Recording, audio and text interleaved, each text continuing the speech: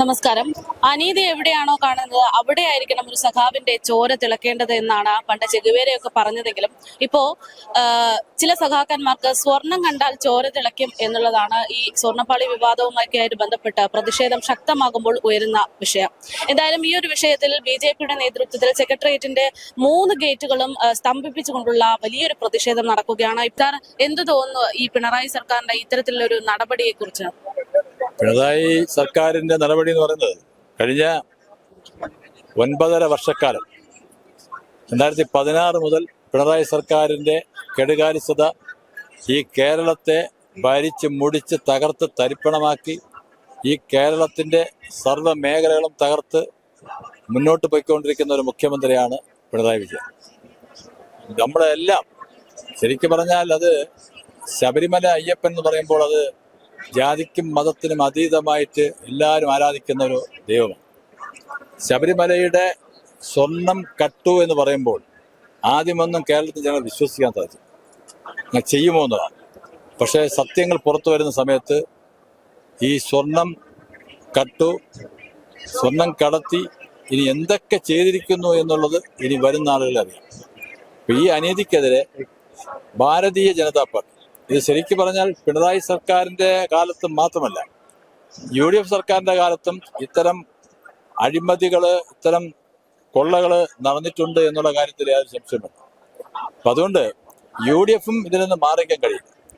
ഈ UDFന്റെയും LDFന്റെയും എല്ലാ കാലഘട്ടങ്ങളിലുള്ള ഭരണം നമ്മുടെ കേരളത്തിലെ ഇത്തരം ക്ഷേത്രങ്ങളെ മുഴുവൻ, ദേവസ്വം ബോർഡിന്റെ കീഴിലുള്ള ക്ഷേത്രങ്ങളെല്ലാം നമ്മൾ നോക്കുന്ന അന്വേഷണം വരുന്ന സമയത്ത് വലിയ കൊള്ള നടന്നിട്ടുണ്ട് എന്നുള്ള കാര്യം സംശയം വേണ്ട.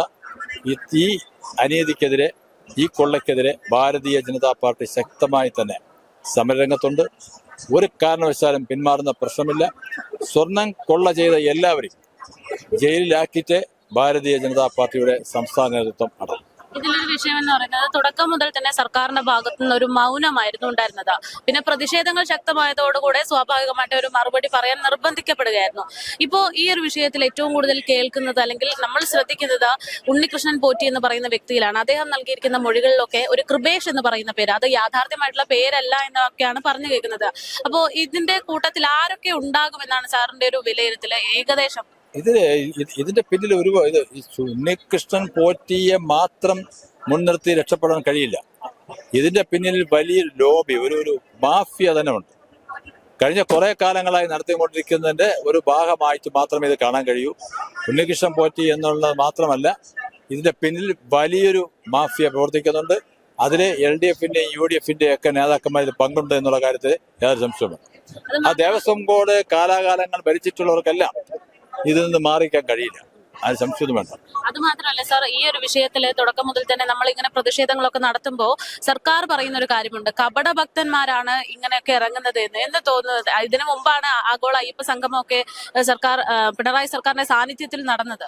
സ്ത്രീകളെ കയറ്റുന്ന വിഷയവുമായി ബന്ധപ്പെട്ട് ഇവിടെ കപട രാഷ്ട്രീയക്കാരല്ലോ ഇറങ്ങിയത്.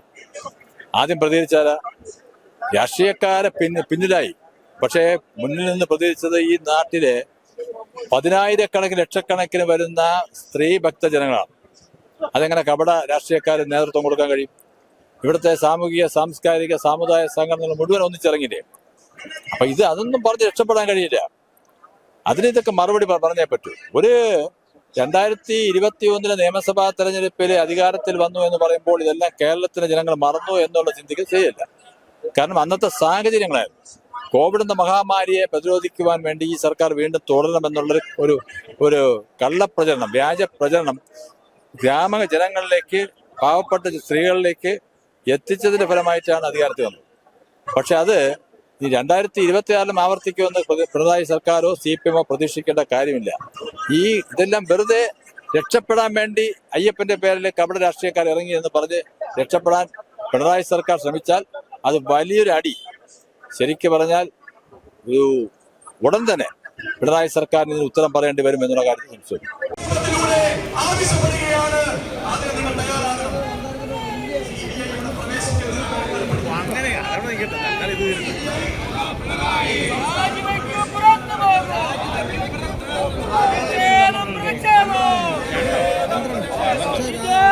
Bravo!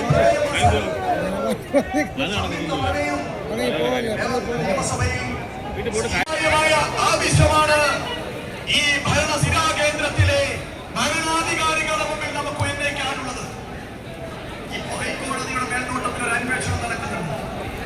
അടുത്ത ദിവസം അതിന് റിപ്പോർട്ട് കൊടുക്കുമെന്നാണ് പറഞ്ഞിരിക്കുന്നത്. നമ്മളുടെ ആവശ്യം 3 പതിറ്റാണ്ട് കാലത്തെ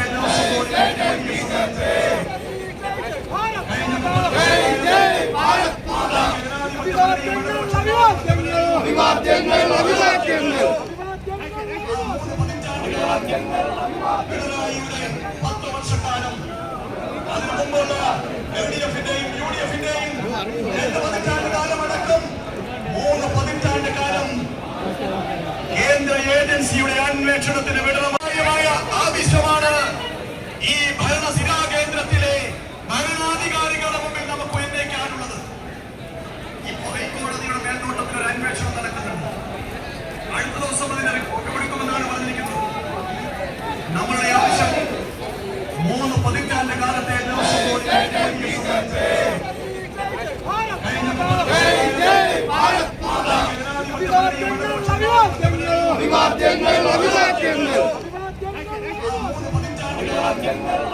പിണറായിയുടെ 10 വർഷക്കാലം, അതിനു മുമ്പുള്ള LDF-ന്റെയും UDF-ന്റെയും 2 പതിറ്റാണ്ട് കാലമടക്കം 3 പതിറ്റാണ്ട് കാലം കേന്ദ്ര ഏജൻസിയുടെ അന്വേഷണത്തിന് വിടണം. അവരെല്ലാ പ്രദേശങ്ങളിലും വിശ്വാസ സംരക്ഷണത്തിനായി പ്രവർത്തനത്തെ ശക്തമായ സമരം ആരംഭിച്ച കോൺഗ്രസ് അവസാന മണ്ഡലത്തിൽ 5000 പേര് പോലും മണ്ഡലം ഇരിക്കാവുന്ന ആളുകളെയൊക്കെ ഞങ്ങളാണ് ആ പ്രശ്നം ഉണ്ടാക്കിയത്. അവിടെ ഞങ്ങൾ ഈ പറയുന്ന കസേര ഇട്ട് ഞങ്ങൾ ഇത്ര പേരെ ഇരുത്തിയിട്ടുള്ള ആളുകളാണ്. അവിടെയാണ് പറയുന്നത് ലക്ഷോപലക്ഷം ആളുകൾ പ്രതിപക്ഷം എന്ന് പറയുന്ന കോൺഗ്രസിന്റെ നേതൃത്വത്തിൽ നടത്തിയ സമരം. ആ സമരത്തിൽ ലക്ഷോപലക്ഷം ആളുകൾ പങ്കെടുത്തു എന്ന് പ്രചാരണം നടത്തുന്ന ആളുകൾ. നിങ്ങളൊരു കാര്യം മനസ്സിലാക്കണം, 1 ലക്ഷം 5000 പേര്. ഇതാണ് സംസാരം മുഴുവൻ ഇളക്കി